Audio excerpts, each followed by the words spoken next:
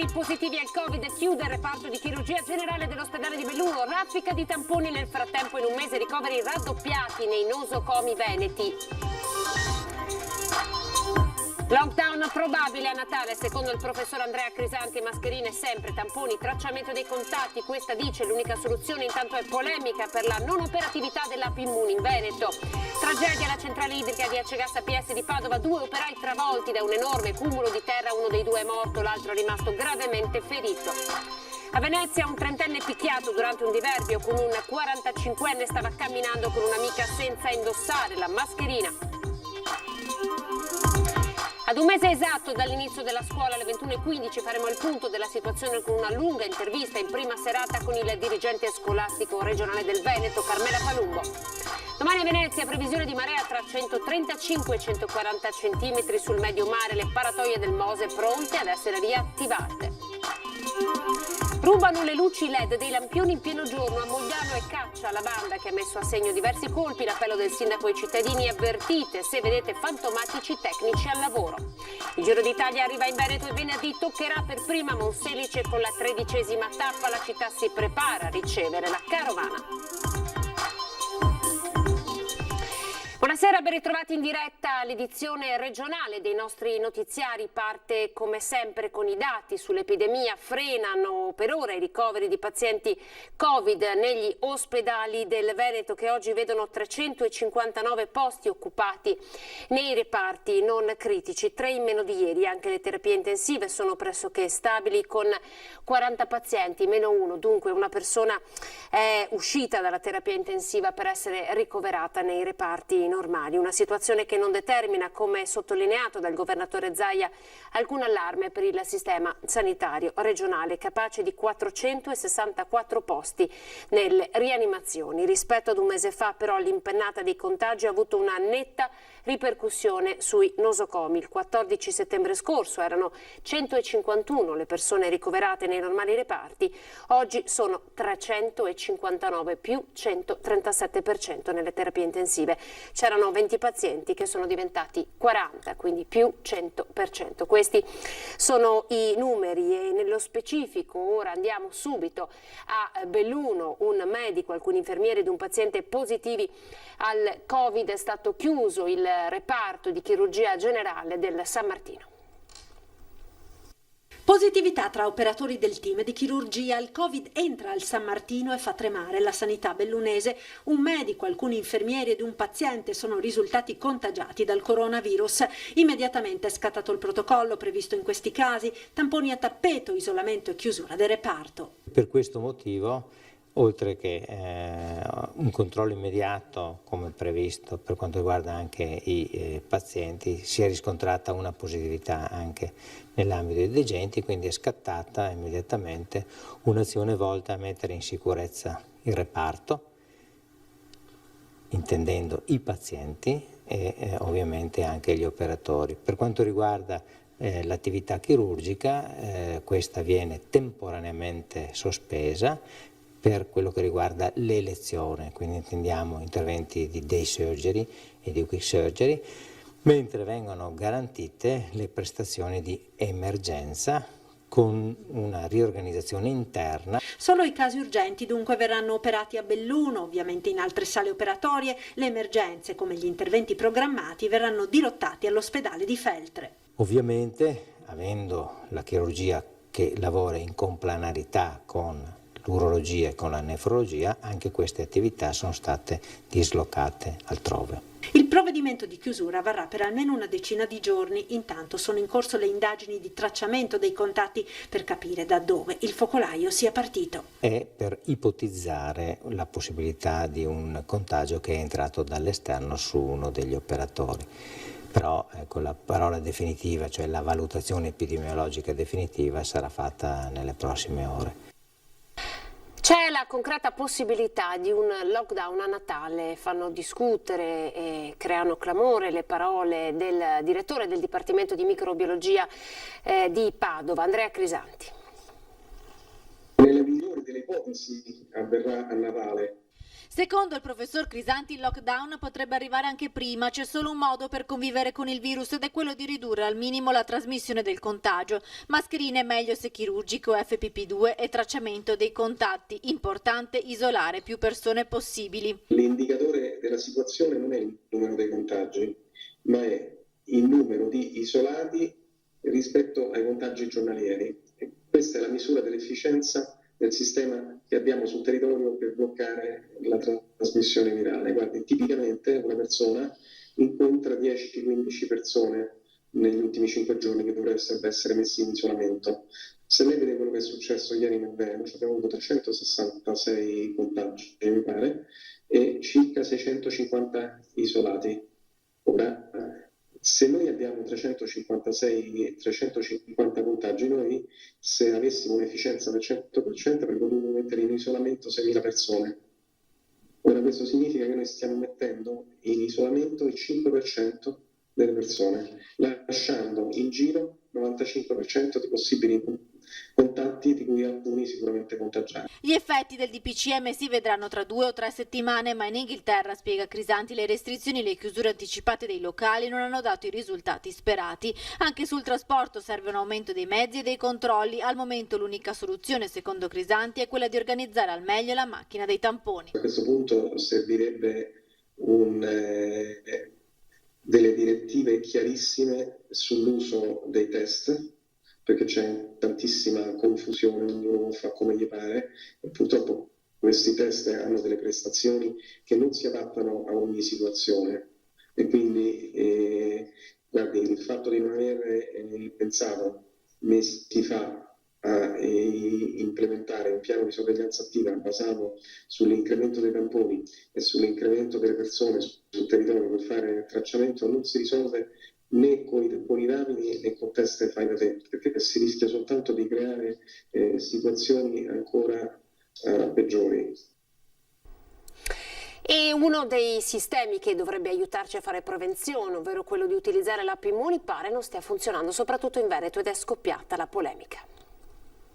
Da mesi la richiesta è chiara: scaricare l'app Immuni è fondamentale nella lotta alla diffusione del coronavirus. La scoperta portata alla luce del Corriere del Veneto dell'impossibilità per un cittadino della regione di segnalare la sua positività al virus in modo da avvertire chi gli è stato vicino del rischio potenziale fa scattare numerosi campanelli d'allarme. È una notizia grave e preoccupante.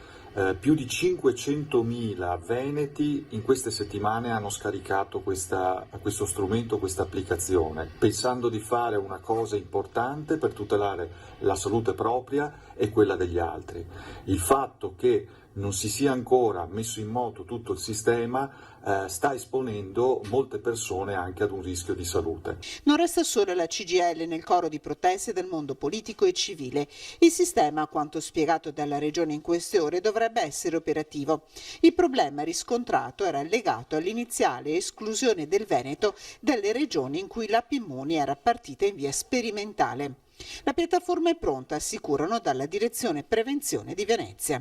Visti anche i numeri del contagio e la situazione, le proiezioni che ci disegnano una prospettiva molto preoccupante, bisogna fare di tutto per rilanciare la strategia di contenimento del virus. L'app Immuni è uno strumento fondamentale di tracciamento. E nel pomeriggio precisazioni sull'app Immuni arrivano da una nota della Direzione Prevenzione della Regione. Entro pochi giorni i servizi di igiene pubblica dovranno comunicare ai sistemi informatici di Azienda Zero i riferimenti relativi alle segnalazioni dell'app Immuni. Sul corretto funzionamento è tuttora in corso, precisa la nota, un confronto con le altre regioni e con il Ministero della Salute per definire un protocollo operativo condiviso relativo ad un soggetto identificato con l'app Immuni. Restano in ogni caso valide le attività di tracciamento messe in campo dal sistema sanitario regionale che permettono di valutare per ogni contatto i potenziali rischi di diffusione dell'epidemia. Cambiamo decisamente argomento, andiamo in Strada Nova, Venezia. Un trentenne stava camminando senza la mascherina e è stato aggredito da un 45enne. Vediamo. Picchiato perché senza mascherina. Un diverbio tra due veneziani, il 30enne senza mascherina e un 45enne in strada Nova, è finito a botte. Questo perché il 30enne stava passeggiando insieme ad un'amica in zona Santi Apostoli quando il 45enne l'ha ripreso perché aveva il volto scoperto. Il giovane invece di scusarsi l'ha mandato a quel paese invitandolo di pensare agli affari suoi e scatenando la sua reazione. Si è infatti scagliato contro il ragazzo sferrandogli 3 pugni al volto. Tutti i presenti sono rimasti a bocca aperta mentre la ragazza che era con lui ha chiamato i carabinieri, giunti sul posto insieme al personale del SUEM poco dopo. Il ragazzo, che aveva riportato una ferita lacero-contusa allo zigomo, è stato accompagnato all'ospedale civile per le cure e dimesso alcune ore dopo. Ora deciderà se sporgere querela. Ora veniamo ai problemi legati al trasporto pubblico. Oggi pomeriggio il confronto tra il governo e le regioni proprio per decidere se abbassare o meno il limite di capienza dall'80 al 50% all'interno dei mezzi. Noi abbiamo sentito MOM e poi sentite la proposta invece del sindacato.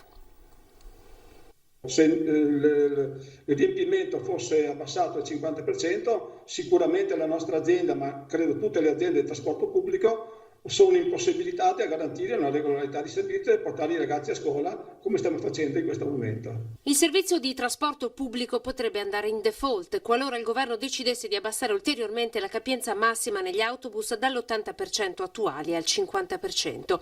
È stato il tema sul tavolo di discussione tra governo e regioni per tutta la giornata. Il trasporto pubblico, autobus, corriere e treni identificato come uno dei veicoli del coronavirus. Con le regioni, Veneto in testa, a cercare di spostare l'attenzione dai mezzi agli studenti, con la possibilità così di sfoltire il numero di utenti negli autobus con ingressi scaglionati a scuola o didattica a distanza alternata. Io mi auguro che venga deciso una differenziazione delle entrate per quanto riguarda gli istituti. Con il lockdown MOM ha contato una perdita in termini di ricavi pari a 5 milioni di euro. Per ripartire il 14 settembre in sicurezza ha dovuto fare uno sforzo quasi titanico. Per quanto riguarda l'urbano abbiamo oltre 1500 km in più giorno, per l'extraurbano circa 3600 km in più giorno. Questo vuol dire che a livello mensile le nostre percorrenze rispetto all'anno scorso sono aumentate di 132.000 km che rapportati all'anno, quindi scolastico, sono oltre 1.500.000 km in più. Numeri impressionanti con costi che superano i 217.000 euro al mese. La CGIL, per gestire un ulteriore sforzo in più che il governo potrebbe chiedere alle aziende di trasporto, oggi ha lanciato una proposta. Ci sono un sacco di società di pullman, di corriere che fanno i settori privati, le famose gite e quant'altro, che sono tutte ferme a causa del Covid e quindi sarebbe sufficiente fare una convenzione con queste società private in modo tale che dietro ogni autobus che porti i ragazzi a scuola ci sia un pullman di una di queste società private, quindi diminuiamo l'affollamento, usa gli stessi orari, le stesse fermate e evitiamo quegli assembramenti che oggettivamente sono pericolosi. È passato un mese esatto dall'inizio della scuola. Questa sera faremo il punto su Antenna 3 a partire dalle 21:15 proprio con la dirigente dell'ufficio scolastico regionale del Veneto, Carmela Palumbo, per fare il punto su luci e ombre di questo primo mese e soprattutto anche alla luce di quello che è stato l'incontro di questo pomeriggio tra regioni e governo sul trasporto pubblico locale. Apriamo adesso la pagina della cronaca perché a Padova c'è stato un dramma alla centrale idrica di Acegas APS con un cumulo di terra che ha travolto 2 operai, uno di loro ha perso la vita. E queste 2 persone stavano lavorando e c'è stato questo cedimento della parete. A parlare Riccardo Finelli, responsabile della comunicazione dell'azienda Acegas APS. Si chiamava Pietro Voltan, aveva 47 anni e viveva a Polverara. È il dipendente dell'azienda travolto poco prima delle 10 dal cedimento del terreno nel cantiere in cui stava lavorando al centro idrico di Via Montà. Pietro Voltan non ce l'ha fatta, probabilmente schiacciato dal crollo della terra addosso a uno dei grossi tubi dell'acquedotto che stava posizionando. Il compagno, 33 anni, di Villafranca Padovana, è ricoverato in ospedale. Non sembra non essere in gravi condizioni in questo momento, quindi solo traumi ortopedici. I 2 operai travolti dalla terra sono stati liberati dai vigili del fuoco di Padova giunti sul posto con il SUEM. Inutili tentativi di rianimazione per Pietro Voltan. L'operaio non ce l'ha fatta, il suo cuore, a lungo massaggiato dai sanitari, ha smesso di battere in una giornata illuminata da un timido sole d'autunno. Dietro i cancelli di via Montale immagini della tragedia, i compagni di lavoro sotto shock, gli addetti dello Spisal con i carabinieri per i rilievi, i responsabili dell'azienda pubblica che così spiegano i lavori in corso. È un programma molto importante che sta andando avanti già da un paio d'anni su Padova ed è un efficientamento della rete per rendere sostanzialmente la rete un po' più intelligente e dialogante rispetto alle diverse centrali idriche della città, un lavoro industrialmente importante sicuramente. Stavano sistemando una di queste tubature a servizio di questa grande arteria, è un'arteria molto complessa in realtà. Le indagini sono in corso, la ricostruzione esatta di quanto accaduto affidata agli investigatori. Siamo costernati, che siamo a disposizione delle autorità che stanno operando, quindi lo Spisa, le autorità inquirenti e le forze dell'ordine per comprendere la dinamica assolutamente e ovviamente una grande vicinanza alla famiglia. Una mattina come tante questa per Pietro Voltan e per il suo compagno, un lavoro fatto chissà quante volte. La vita di quest'uomo è finita schiacciata sotto una montagna di terra. Alle indagini la responsabilità di stabilire il perché. Si è chiuso in una stanza di una palestra in cui lavorava e si è sparato, così sarebbe morto un 26enne alla McFit di via Orsato di Marghera. Erano circa le 12 quando un ragazzo di 26 anni, il vice responsabile della palestra McFit di via Orsato a Marghera, si sarebbe tolto la vita sparandosi, proprio nel luogo in cui lavorava. Secondo una prima ricostruzione dei fatti, il 26enne, residente a Mestre, sarebbe entrato in uno stanzino chiudendosi a chiave e lì avrebbe compiuto il gesto. Ecco perché è stato necessario l'intervento dei vigili del fuoco, giunti con cesoie e attrezzature utili ad aprire la porta, ma quando l'hanno fatto era ormai troppo tardi. Anche il personale del SUEM 118, arrivato insieme a loro, non ha potuto far altro che constatare il decesso. Sul posto sono giunte anche le volanti della polizia e la scientifica per tutti i rilievi del caso, per sentire i testimoni e tentare passo dopo passo di ricostruire l'accaduto. L'arma con cui si sarebbe sparato il ragazzo era regolarmente detenuta perché ad uso sportivo. Sconvolti i presenti, chi si trovava lì in quel momento e chi, arrivando in palestra, è stato bloccato prima e ha scoperto quanto era accaduto. A microfoni spenti, chi parla di lui lo definisce una persona riservata e tranquilla. Nessuno crede che possa aver commesso un simile gesto. Sembra che all'origine non ci fossero particolari motivi, ma uno stato di depressione generalizzata.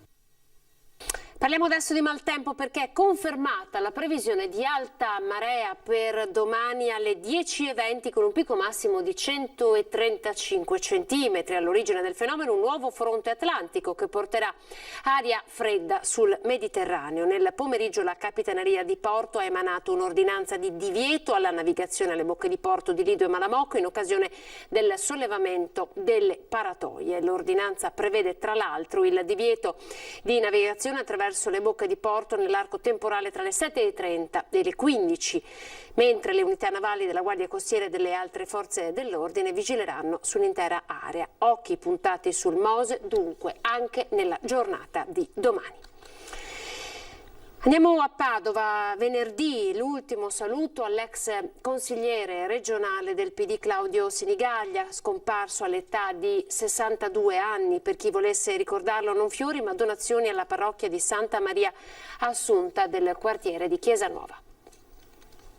A tutti voi amici di Claudio un grazie sincero per le parole che leggiamo in questo momento. Siamo stati sopraffatti dal dolore e solo tardi ci siamo collegati sui social e siamo rimasti piacevolmente sorpresi. Claudio ha raggiunto la vita di molti ma non pensavamo le avesse toccate così profondamente.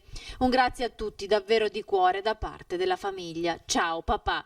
Le parole dei figli Edoardo, Gregorio e Virginia, scritte sul profilo Facebook di Claudio Sinigaglia. Un dolore grande per la famiglia dell'ex consigliere regionale che si è spento a 62 anni dopo l'aggravarsi della malattia. Mentre si susseguono i messaggi di cordoglio da parte della politica locale e di esponenti del mondo del volontariato, è stata fissata la data dei funerali. 2 momenti cruciali che si svolgeranno venerdì mattina a Padova, la sua città. Alle 9 il saluto e l'alzabara nel cortile di Palazzo Moroni, la sede del comune che per anni lo ha visto nelle vesti di assessore alla casa e allo sport e poi di vice sindaco. Poi alle 10:30 nella chiesa di Santa Maria Assunta nel quartiere Chiesa Nuova la funzione religiosa. Per rispetto delle normative anti-Covid in chiesa ci saranno solo 170 posti. All'esterno il parroco ha previsto il posizionamento di altri posti a sedere e un maxi schermo per seguire i funerali, che saranno trasmessi anche in streaming sul canale YouTube della parrocchia per consentire a più persone di poter seguire la cerimonia. Claudio Sinigaglia era stimato e ben voluto in città, dove per anni aveva fatto il professore all'Istituto Barbarigo e a Leonardo da Vinci. In memoria dell'ex consigliere regionale, la famiglia ha fatto sapere che chi volesse fare delle donazioni può contribuire con delle offerte alla parrocchia di Chiesa Nuova, il quartiere dove Sinigaglia era nato e cresciuto e dove si era speso a lungo come volontario. Tra gli amici politici che oggi lo hanno ricordato commossi anche l'ex senatore PD Giorgio Santini, con cui Sinigaglia aveva condiviso tante battaglie legate alla sanità e alle politiche abitative. Dovremmo essere tutti quanti bravi, chi è ancora impegnato a valorizzare questa sua eredità. Insomma, lui ci lascia troppo presto, ma ci lascia veramente con delle regole precise che chi si impegna per gli altri deve rispettare. Insomma, la competenza innanzitutto, la passione, il rispetto per le opinioni di tutti, ma anche la determinazione, come dicevo, per andare avanti. Insomma, Claudio era molto gentile, molto rispettoso, però era anche, come dicevo prima, molto determinato. La famiglia deve essere orgogliosa di aver avuto una persona così, che purtroppo troppo presto se n'è andata, troppo presto. Ora ci spostiamo a Mogliano per un caso di cronaca. Sono state rubate le luci LED dai lampioni ed è stato fatto in pieno giorno. Il sindaco ha lanciato un appello ai cittadini: fantomatici tecnici al lavoro, se li vedete denunciate. Salgono su lampioni fingendosi tecnici e rubano le luci LED. Non è un episodio isolato, ma nelle ultime settimane sono stati diversi i colpi messi a segno da questi ladri. Da Zermana a Campocroce sono una trentina i corpi illuminanti spariti. Fanno un lavoro scientifico, cioè questi qua fanno finta di essere operai, addirittura hanno una cesta e addirittura tolgono uno sì, uno no, proprio per far sembrare che non sia un danno grave, e staccano completamente il corpo illuminante. Addirittura è successo che delle persone si sono anche avvicinate per chiedere: ma cosa state facendo? E questi hanno detto: sì, stiamo sistemando perché ci sono dei danni, dei problemi, e invece questi sono dei ladri. Fino ad ora hanno potuto agire tranquillamente perché la gente che passava pensava fossero tecnici al lavoro. L'appello del sindaco. Abbiamo chiesto anche la collaborazione dei cittadini, del controllo di vicinato, che serve proprio a questo. Insomma, se vedete delle persone che lavorano sulla nostra illuminazione pubblica, non esitate a segnalare, a chiamare la nostra polizia locale o a mandare una mail. Noi interveniamo subito. Lo stesso comando dei vigili urbani, che da settimane sta indagando, ha inviato ai residenti un avviso chiedendo la massima attenzione e collaborazione. Questi ladri vanno fermati, ma a quanto pare potrebbero avere le ore contate. Stiamo indagando, la nostra polizia locale è sul pezzo, abbiamo anche delle immagini che probabilmente riescono a farci risalire a questi responsabili, a questi ladri. Ancora cronaca, un cacciatore vicentino di 82 anni, Antonio Xausa, residente a Colceresa nel Vicentino, ha perso la vita oggi dopo essere stato travolto dalla sua automobile nella frazione di Molvena. Secondo i rilievi effettuati da una pattuglia dei carabinieri, l'uomo pensionato era andato a caccia nella zona collinare. Una volta sceso dal mezzo parcheggiato in pendenza, ha aperto il baule per prendere il fucile e dirigersi nel capanno di sua proprietà, quando l'automobile, che probabilmente non era stata assicurata con il freno a mano, si è mossa travolgendolo in pieno e trascinandolo per molti metri verso valle. A dare l'allarme è stato un passante che ha notato l'auto nel dirupo. Sul posto sono arrivati i sanitari e i vigili del fuoco. I sanitari hanno dovuto constatarne il decesso. Siamo a Monselice con il Giro d'Italia, 13ª tappa. La città si prepara all'arrivo della carovana.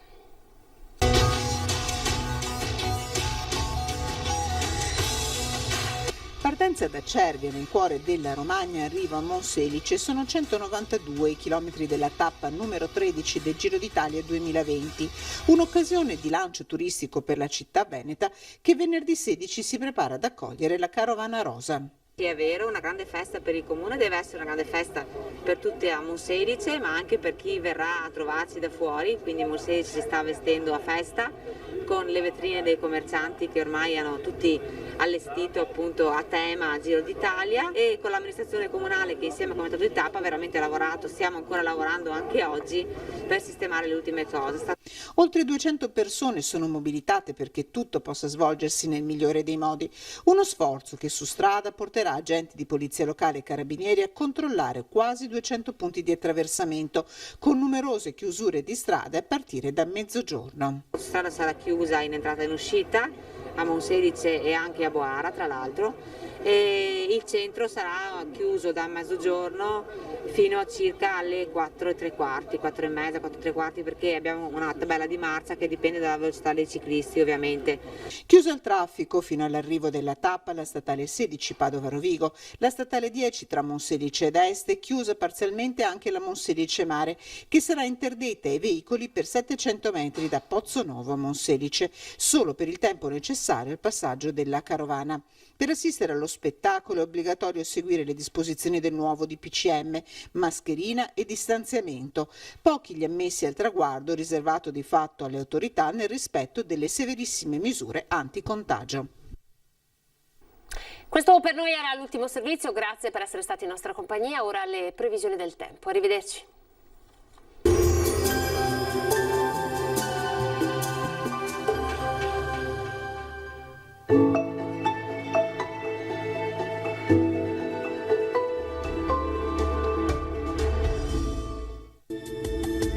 Bentrovati al meteo. Nuovo ciclone sull'Italia, ancora maltempo al nord-est nella giornata di giovedì 15 ottobre. Vediamo la situazione nel dettaglio. Sul Veneto condizioni di tempo molto perturbato, piogge e temporali bagneranno un po' tutte le province della nostra regione, fenomeni a tratti anche intensi e quantitativi abbondanti, specie sulle coste e sui monti, neve sulle Alpi sopra i 1200 metri. Temperature in calo, minime fino a 9 gradi, valori massimi compresi invece tra 11 e 14 gradi all'incirca. E il tempo sarà instabile anche sul Friuli Venezia Giulia, con precipitazioni diffuse, vedete, localmente saranno anche forti. Temperature minime tra 8 e 11 gradi, massime sui 14-16 gradi all'incirca.